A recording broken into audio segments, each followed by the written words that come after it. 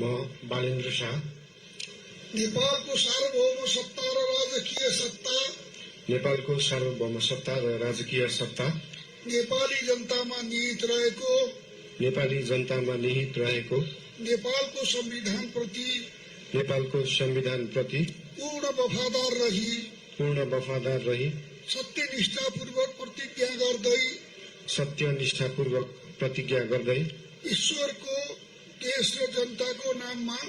ईश्वर देश र जनताको नाममा शपथ लिन्छु कि प्रधानमन्त्री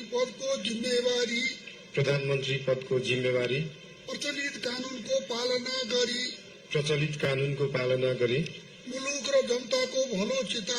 मुलुक र जनताको भलो चिताई कसैको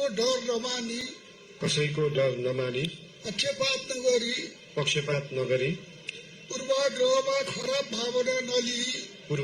वा खराब भावना नलिई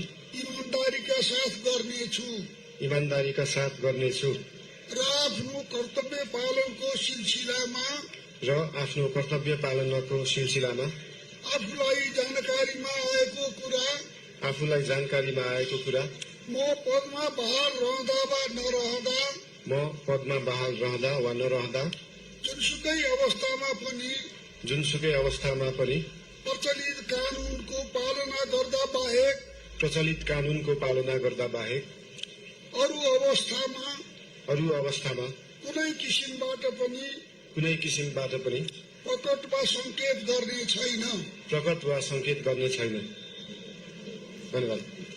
यसपछि नवनियुक्त सम्माननीय प्रधानमन्त्रीज्यूलाई आफ्नो आसनमा रही शपथ पत्रमा हस्ताक्षर गरिदिनु हुन अनुरोध गर्दछु।